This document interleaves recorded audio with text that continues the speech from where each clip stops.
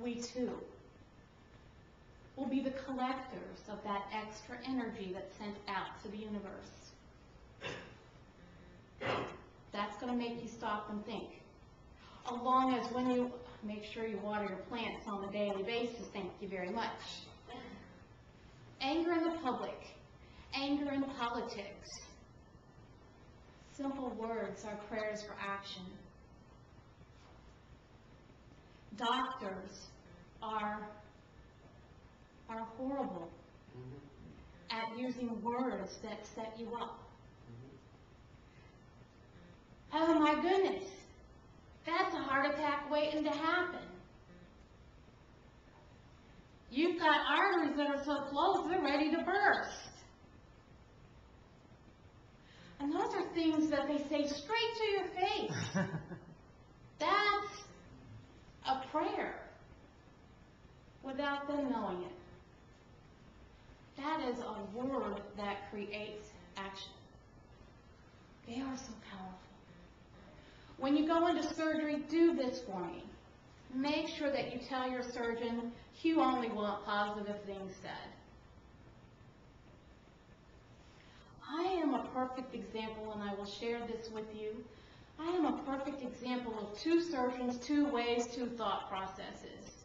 The first surgeon that cut on my ankle told me before he cut on my ankle, doesn't matter what I do in surgery, you're always going to be in pain.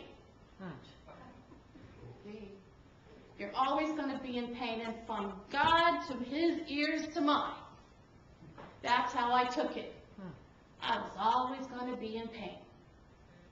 And I was always in pain. And what that occurred, what that created, was arthritis in the joint, because of course it had to become physical. I would never have had arthritis. The doctor that I went to 4 months later, because I was in so much pain I just didn't get it, said, I have never seen arthritis grow in a joint that fast. Words are powerful, especially if you believe them.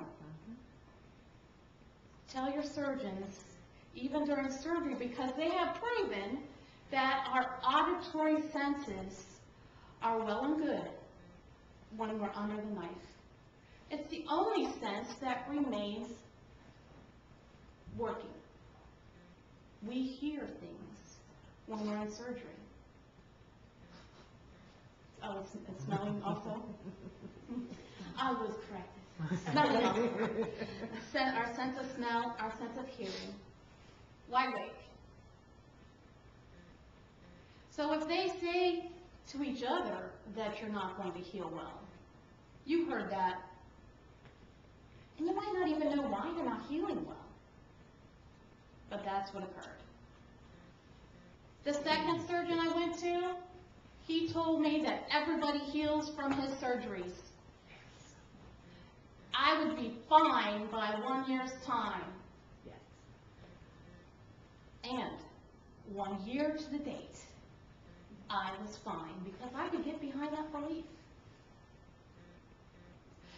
Such a positive, gentle human being healed the first. The power of the people that we live with, the power of the people that are around us, the power of the people that have power over us. Take it back. Be the boss.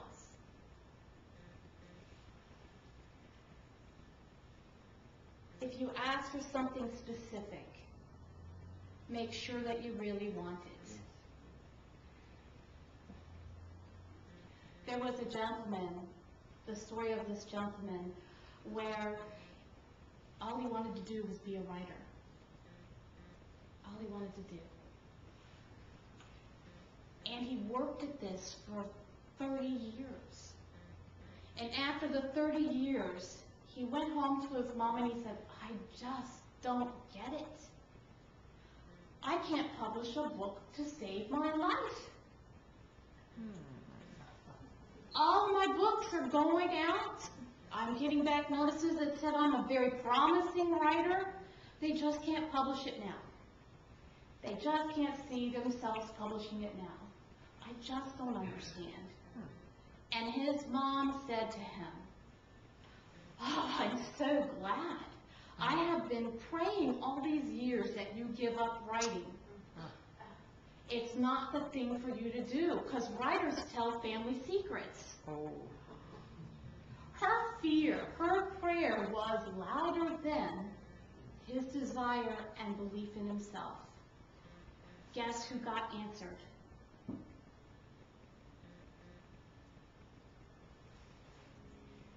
Pray for what you want. Block so nobody else can get their side of it. There are many people that speak against praying for others' harm. And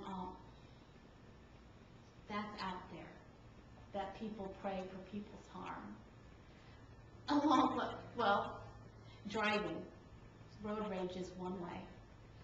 Sports, my God is better than your God, so our team's going to win. There are many ways that we pray thinking it's okay for other people's harm. If we are as attached as we are like the plant kingdom to ourselves, animals to ourselves, certainly we need to know the power that we have with our words.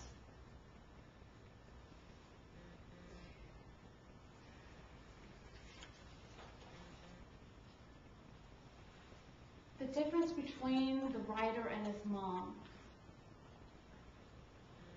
was the emotion behind it, her fear.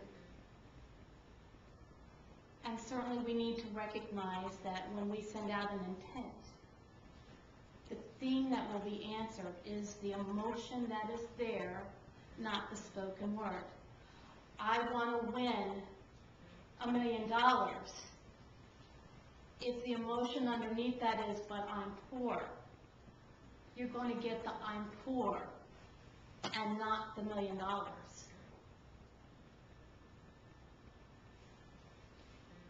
Keep your prayers simple.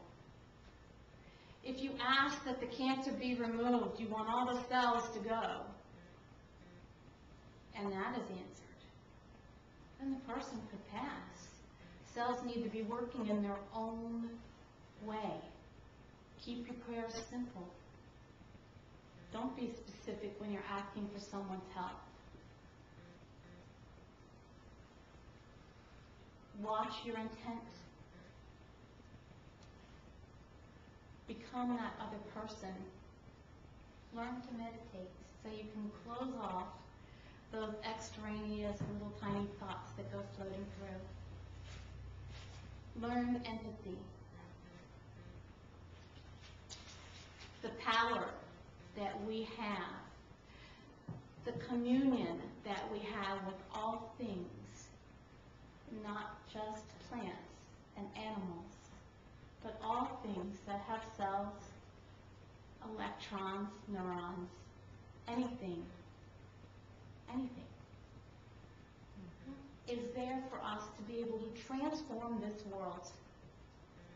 We do not need to have the fear of somebody saying, just ask to help. We can transform the world, and we can do it now.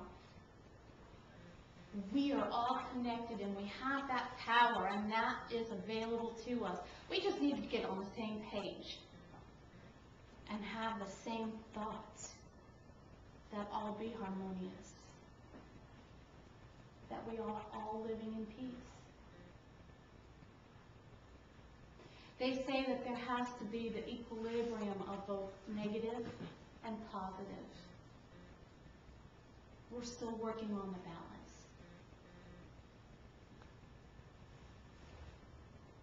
Remember to pray for good. Recognize your prayers for evil, and then send out something different as soon as you find that you're doing it. Thank your plants for being in your environment, because they are so totally connected to you. They know every motion you make. Recognize this wonderful world we're in. Wow. Thank you.